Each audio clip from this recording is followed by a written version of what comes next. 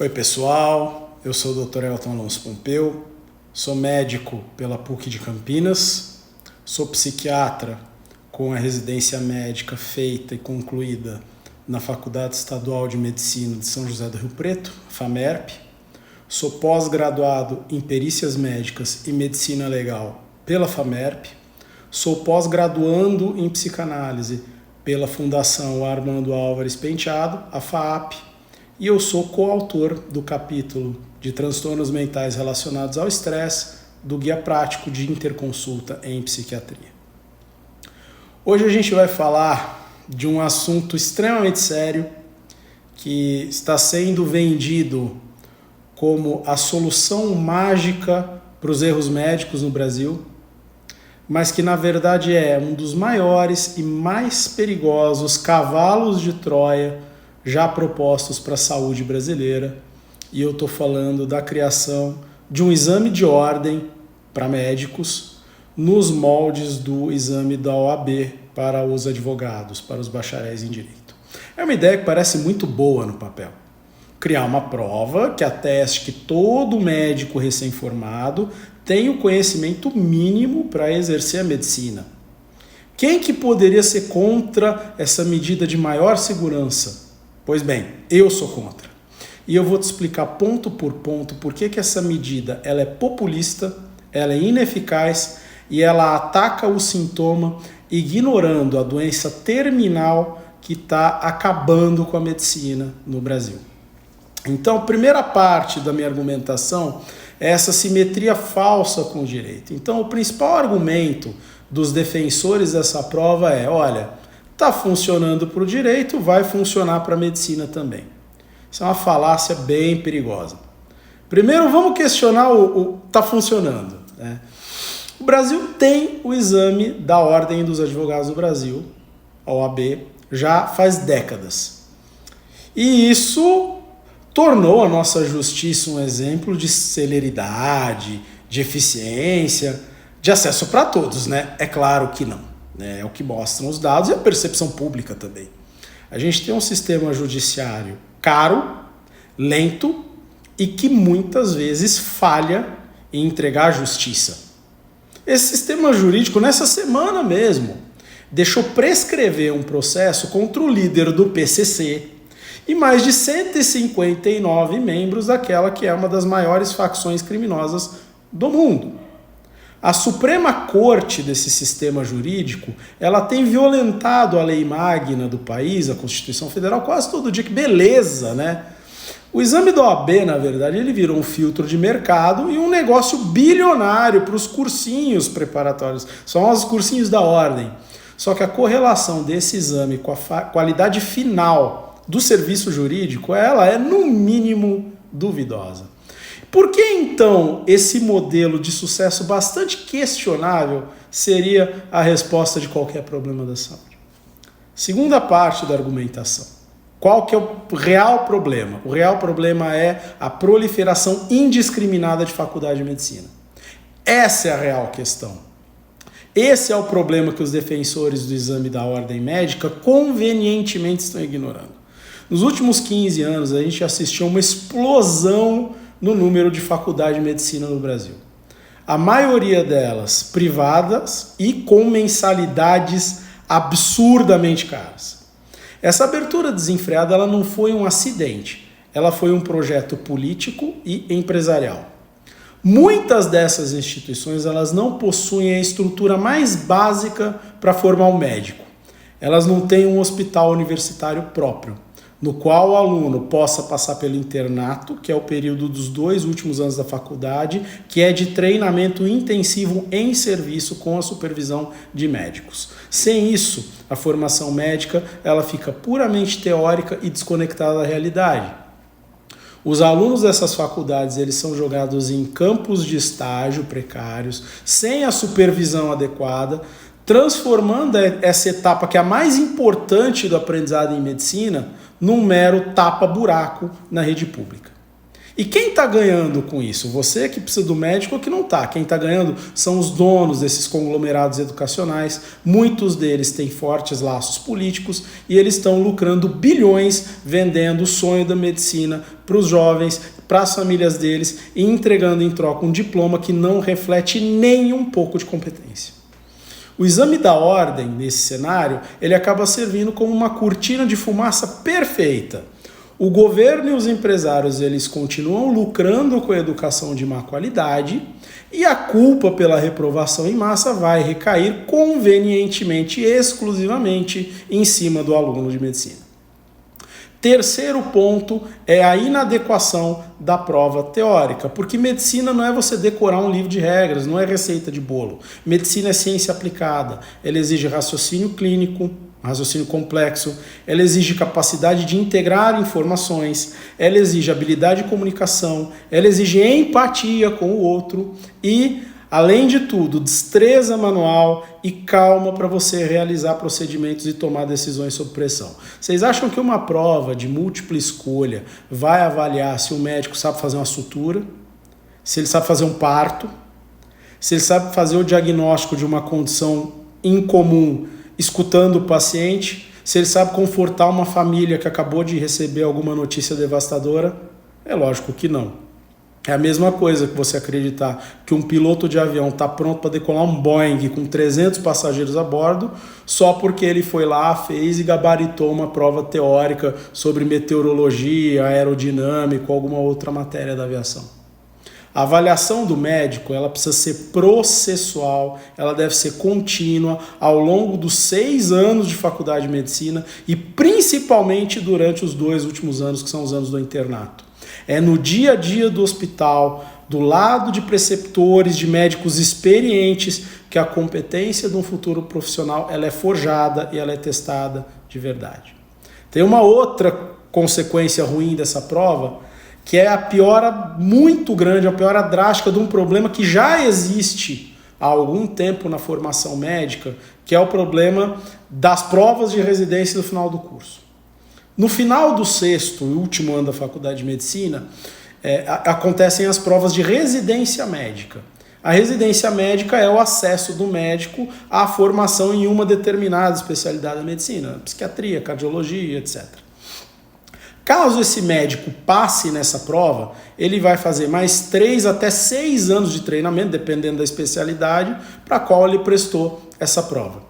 E são provas extremamente concorridas, porque tem muito menos vaga para fazer residência do que médico formado. Então, no último ano de faculdade, isso na minha época já acontecia, era muito comum que os alunos de medicina negligenciassem o internato, que é o aprendizado supervisionado no hospital, para estudar para a prova, para passar na prova, né? E já existia também, há 15 anos atrás, quando eu me formei, uma indústria milionária extremamente lucrativa de cursinhos preparatórios para as provas de residência.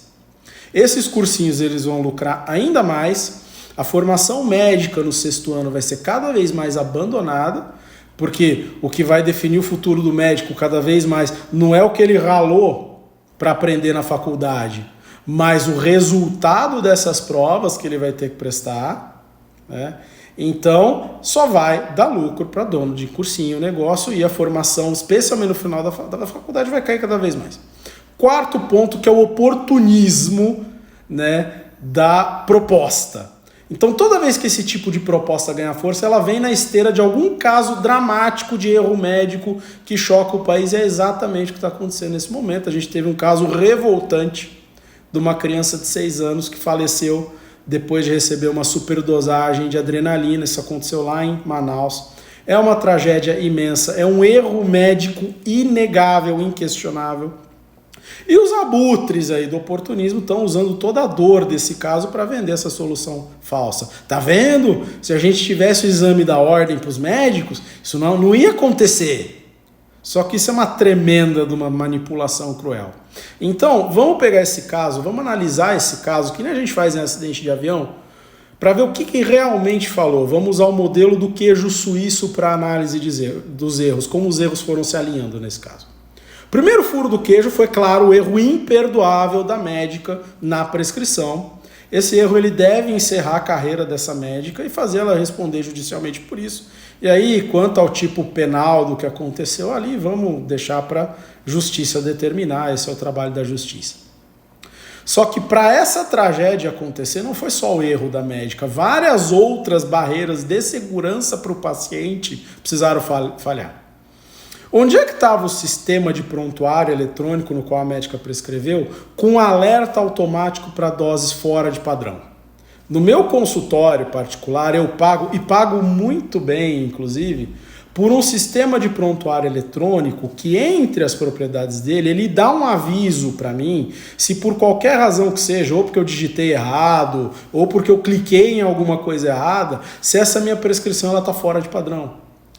Aparece um aviso na minha tela, olha, isso aqui está fora da dose.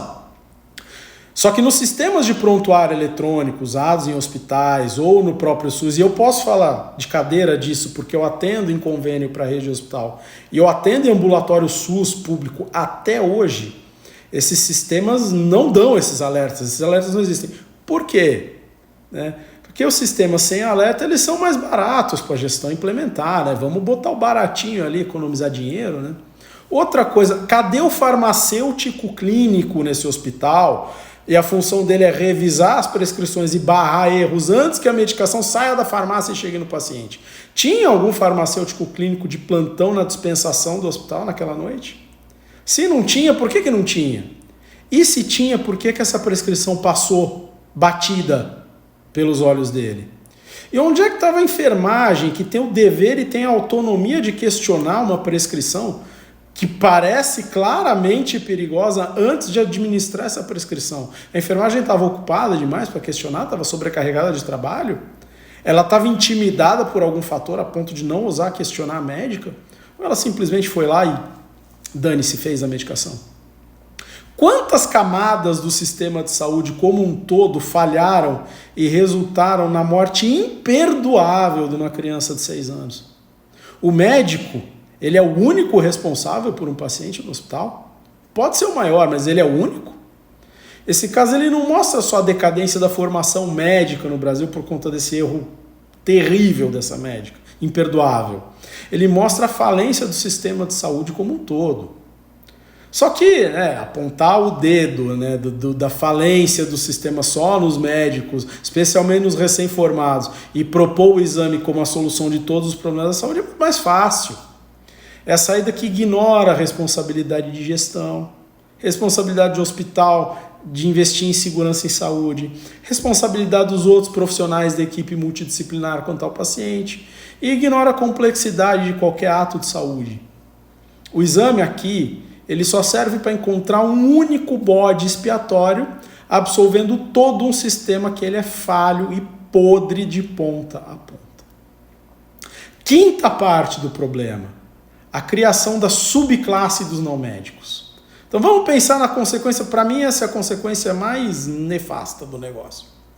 Se esse exame for implementado, o que vai acontecer com dezenas de milhares de jovens que todo ano vão se formar em medicina e não vão ser aprovados? Eles vão ter um diploma, 6 anos de faculdade ali, uma dívida gigantesca com fiéis ou com a própria família, porque a maioria vai vir dessas faculdades ruins e não vai passar na prova. E eles vão ser legalmente proibidos de exercer a profissão para a qual eles perderam 6 anos da vida. Isso vai criar uma massa de manobra bem perigosa. Vai criar um exército de quase médicos desesperados e endividados, que num futuro próximo, esse exército pode ser usado pelo próprio governo como uma mão de obra barata e desqualificada.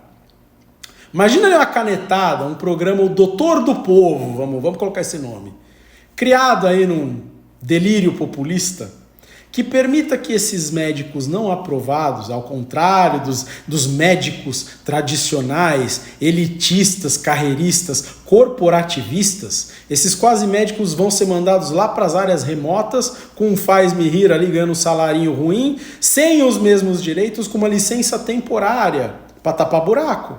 vai ser a precarização, desvalorização da profissão inteira, institucionalizada por lei, e vai ser principalmente destinar um cuidado de menor qualidade e de maior risco para o pobre e para o morador das periferias.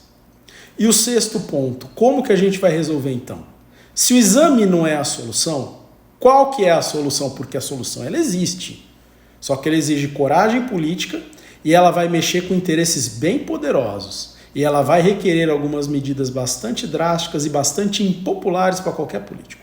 Primeira medida, moratória e auditoria. Decretar a suspensão imediata da abertura de qualquer nova faculdade de medicina no Brasil inteiro e iniciar uma auditoria independente e implacável em todas as faculdades de medicina existentes, auditoria liderada por entidades médicas sérias e não pelo balcão de negócios que virou o Ministério da Educação. Segunda medida é, depois disso feito, fechar tudo que não presta. As faculdades que não comprovarem ter estrutura adequada, especialmente um hospital de ensino funcional, e com uma capacidade, com uma proporção correta ao número de alunos, essas faculdades elas têm que ser fechadas sumariamente. Ah, mas o aluno, irmão, faz vestibular de novo, você assume o risco de entrar nessa porcaria dessa faculdade. O lucro ele não pode estar acima da vida, o interesse dos outros não pode estar acima da vida. Terceiro ponto, subir o sarrafo na entrada e não na saída. A seleção para entrar na faculdade de medicina ela tem que ser muito mais rigorosa. Reformular os vestibulares para avaliar não só o conhecimento decorado, mas também raciocínio lógico, capacidade de interpretação e, de forma crucial, perfil psicológico e emocional do candidato que quer fazer medicina. A gente precisa de um debate muito sério sobre inclusão de testes de aptidão e de entrevistas que ajudem a selecionar os jovens que têm a verdadeira vocação para cuidar de pessoas e não só aqueles que são meros treinadinhos de prova, os passadores de prova. Quarto ponto é valorizar a residência médica. A prova de fogo de verdade para o médico é a residência. É nela que o médico se torna um especialista. O governo ele deveria focar em fortalecer os programas de residência. E os programas de residência hoje eles são padrão ouro de formação. Contrário do que são as pós-graduações das especialidades, isso é uma outra questão, posso abordar em outro momento. E as residências elas já possuem processos seletivos extremamente concorridos e que medem conhecimento de um médico de uma forma muito mais eficaz, inclusive tendo prova prática e entrevista em muitas dessas provas. Então, não se engane. A proposta do exame da ordem para médicos é uma solução falsa. É uma dipirona, um analgésico para um câncer. Vai aliviar a dor da opinião pública, mas vai permitir que o grande tumor da má formação médica continue crescendo e gerando lucro. É uma medida populista que cria um problema ainda maior do que aquele problema que essa medida se propõe a resolver. A defesa da medicina de qualidade e da segurança do paciente, ela passa necessariamente por defender uma educação médica de excelência. Esses médicos precisam sair bem formados da faculdade, desde o primeiro dia de aula, e não é aplicar uma prova inútil no último dia. Não se deixem levar. Essa proposta da OAB da Medicina, ela não é sobre a tua saúde, ela é sobre dinheiro, ela é sobre poder, ela é sobre populismo, e ela é sobre manter a mamata da venda de diploma médico e manter a mamata do lucro dos cursinhos de medicina. Certo? Por hoje é isso. Até o próximo vídeo.